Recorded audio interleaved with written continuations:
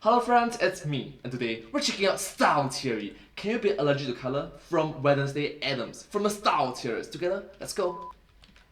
Hello, Mr. MatPat, sir. I'd like to Hi. be a theorist. No offense, kid, Theorists. but lots of people want to be theorists. What do you bring to the table? Well, I have an allergy. An allergy? How's that help? It's an allergy to wrong theories. Really? Bruce Willis's character was alive in The Sixth Sense. Achoo! Belle was Achoo! actually the beast all along, and the prince was the beauty. Achoo! Sans is Ness. Ha!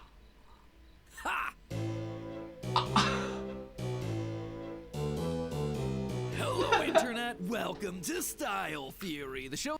Hello internet, welcome to style theory. Hi. That's not afraid to ask the big questions, like what type of stitch is used on thing? Fun fact, by the way, there's actually more than one. Up there at the top of the hand, you can actually see that they were using a simple interrupted stitch, where each suture is tied off independently from the other, whereas the other stitching that you see on the hand appears to be a classic simple running suture. Both of them are using a non-absorbable synthetic suture, probably made of nylon, lest fan favorite the thing starts to fall apart at the seams when his sutures disintegrate. Oh, I'm sorry, you thought that we'd only cover clothing stitching on this channel? Oh, ye of little faith. Sometimes you just need to think outside of the box. Speaking of outsiders, Netflix decided to remind the world of the creepy, kooky, mysterious, and spooky Addams family with their new show focused on the titular character, Wednesday. In the show, we follow Wednesday as she's forced to attend a new school, her parents' alma mater, Nevermore Academy. It's there that Wednesday's informed that she's expected to adhere to their school's uniform policy. Well, there's certainly a lot to talk about when it comes to style on this particular show. It's really good, actually. There was one exchange in particular that caught my attention. Please excuse Wednesday. She's allergic to color. What happens to you? I break out into hives and then the flesh peels off my bones. Yikes! That would be an intense allergy. Now, obviously, this was meant to be a snarky joke, and later on in the series, we even see Wednesday interacting with color without melting like the bad guy in an Indiana Jones movie. But it did Yeah, that's not a cool sarcasm. make me wonder, can you actually be allergic to color? Is there any way that this could be a real thing, or is this just another mystery from the dark mind of Wednesday Addams? I was just working on my novel. I'm sure this Or she's just being sarcastic, you know.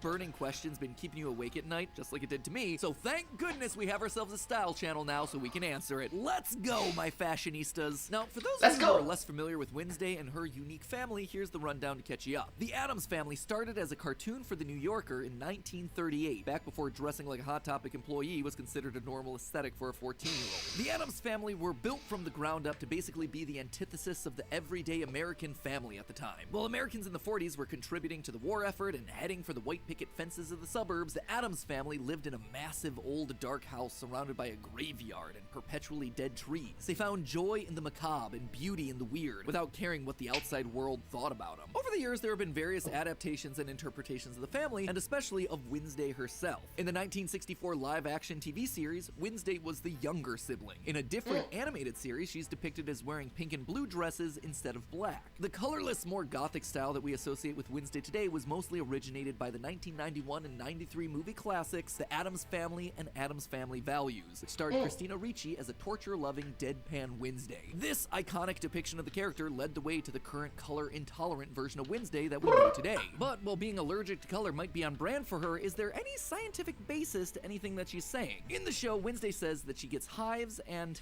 the flesh peels off her bones, which sounds more like a strong acid than an allergy, but I think we can safely say skin irritation is big on her list. And Yeah, or maybe Hat, she's just being sarcastic.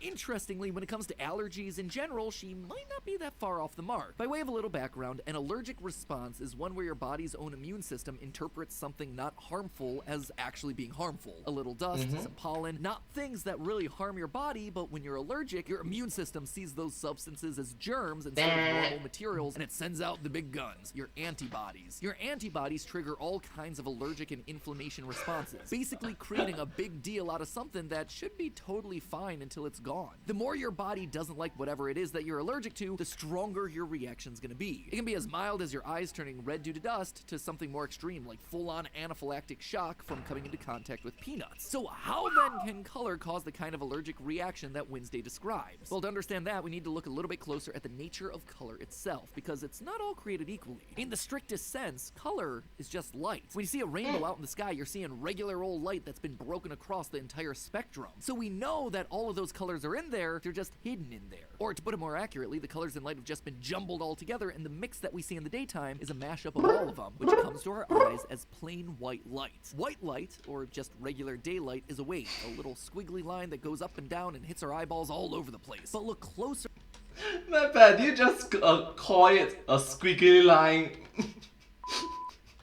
At the regular waves of visible light, and you'll actually see that they're not all the same. Some of them have higher wavelengths, and some of them have lower wavelengths. If your wavelengths get higher, that's where the waves are all stretched out, loosey-goosey, and the light turns red. Lower wavelength light is where the waves are all getting scrunched up and tight-looking, and the light turns blue and purple. All the other colors fall somewhere in the middle. When a specific wavelength hits our eye, our brain knows to interpret it as a color. So how then do we get different wavelengths hitting our eyes? Well, almost every object absorbs some wavelengths of light and bounces back others. It's the ones that bounce and ultimately hit our eyes that produce color. Take for instance that blue in our brand new Style Theory logo. Isn't it beautiful? Doesn't it make you want to hit the subscribe button so you can see it again? Subscribe! Thank you! What was I saying? Oh yeah, our logo looks blue because it's mostly reflecting blue light into our eyes and absorbing all other colors. Leaves on trees, they absorb a whole bunch of light wavelengths but not green. You get the idea. The color you see is basically the color that gets rejected from whatever you're looking at. When we see black, what we're really seeing is an object that's absorbing all the wavelengths of light, just sucking them all up in there until there's nothing left. When there are no wavelengths of light bouncing off an object, we don't get any waves entering our eyes, so our object looks like it has no color, black. And that idea right there should strike you as a little odd considering the topic for today's episode. Black clothing is absorbing all the colors of light. So technically by wearing black, Wednesday is wearing every color. Right off the bat, this seems to be contradicting the idea that she's allergic to color. Her all-black clothing literally absorbs all colors of light in the spectrum. If she were allergic to color, what she should really be wearing is white, a color that reflects all the wavelengths of visible light so it bounces off of her. But not only is she doing it wrong, so's the school. Her black-dominated wardrobe and the special uniform provided to her by the school for her condition are actually the single worst thing to give a person with color allergy. They're nothing but color, and that color is coming into direct contact with the allergic person's skin. Talk about a red flag. It's like taking someone allergic to bees and then making them join the beekeeping club without a protective suit. The hive life isn't for everyone. Okay, I hear you saying there's more to color than just light, especially when it comes to clothing. So maybe we just try a different approach. Most fabric doesn't magically come off a loom in all the colors of the rainbow. As most of us know, for clothes that have color, they first need to be dyed. And dyes open up a whole new closet of issues when we're talking about allergies. Textile dye dermatitis, which is the sciencey way of saying clothing dye makes skin hurt, is more common than people think, and most...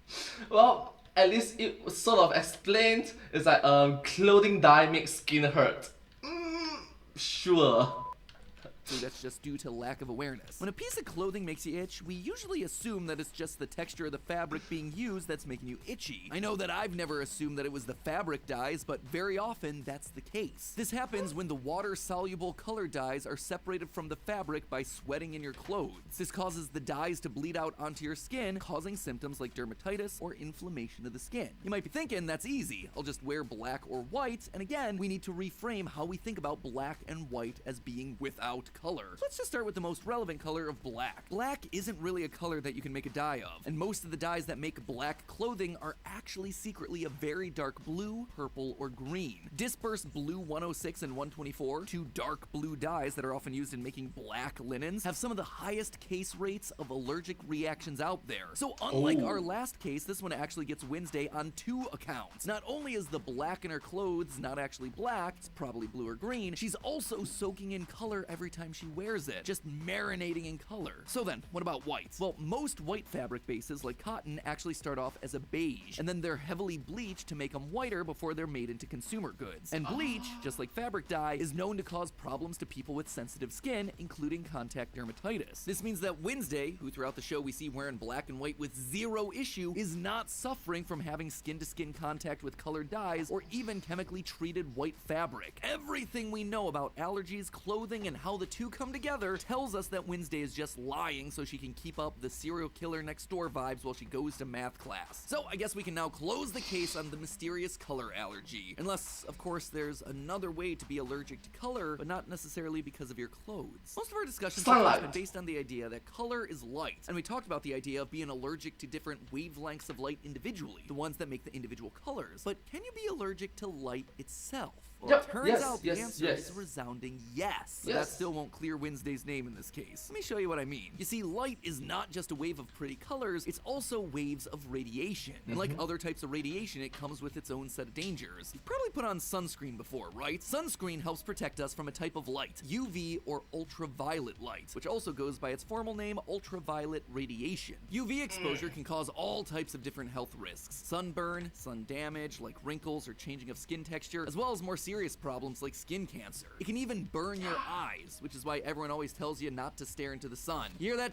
Yes, too much of it.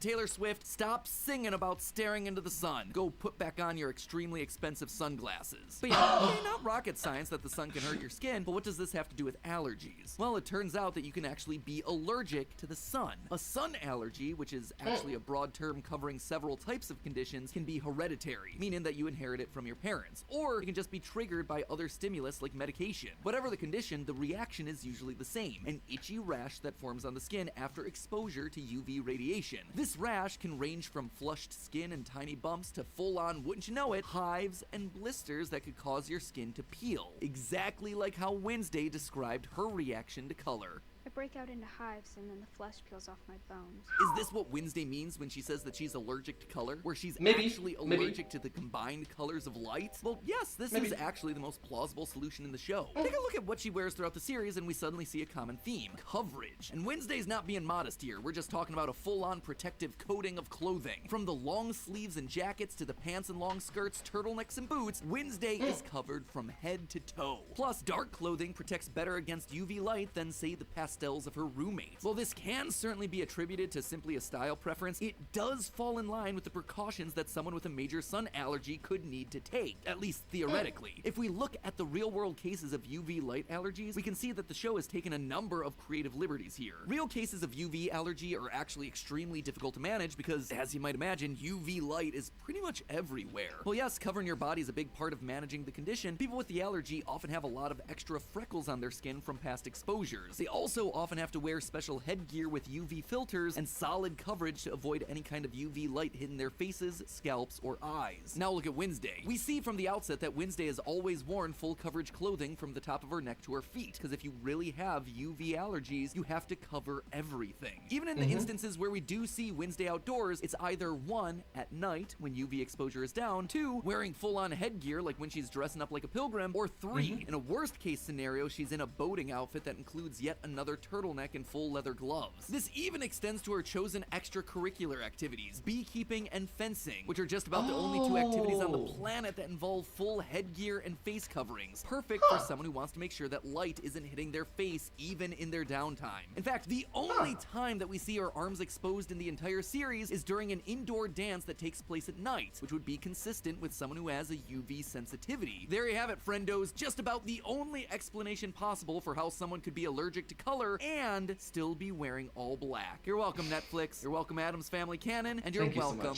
Wednesday. Because here's the thing, is Wednesday probably just lying about this entire thing so she can keep her gothy wardrobe intact? Is she actually just using black as both a means of disappearing and as a means of expressing her otherwise totally repressed personality? Yes, yes, and a big ol' yes. But guess who's got your back there, bestie? That's right, we do. When logic catches up with her, we've got all the justification she needs to keep her wardrobe as dark as her stone-cold little soul. But hey, that's just a theory. A style theory. Keep looking sharp. Oh, thank you so much for watching this video. I hope you find this video quite interesting to watch. From my personal experience, I've known friends who are eschew sunlight and their skin allergies. So, they are nice individuals, just that when going out with them, there needs to be a lot more precautions to take. But having said that, it's always important to be understanding towards each other. And thank you so much for watching this video. Thank you so much, my pet, and the team behind this video for highlighting the importance of such situations. What's the comment section saying about this video? Alright. Alright, Wednesday being allergic to the sun will actually unironically be in character for the Addams Family franchise. True. Alright, sun allergy is also a thing with Morticia Addams, the original Addams Family series, where there's episode where her father Gomez Addams opens the windows and there's light, but their pet plant hates light, so it closes the window because Morticia hates light, meaning that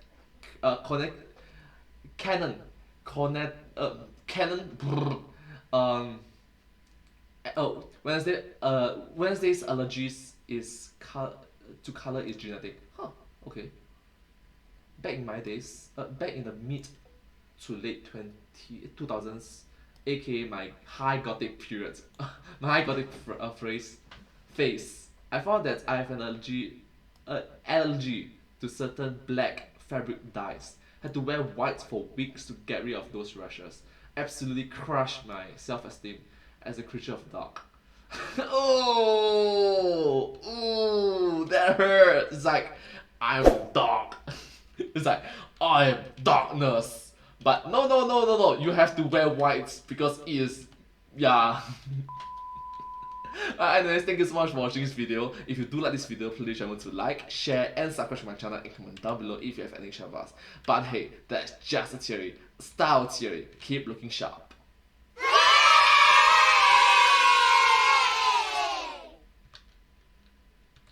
And I hope to see you all in my next video. Once again, thank you so much. Remember to like, share, and subscribe. Click the notification bell. Thank you.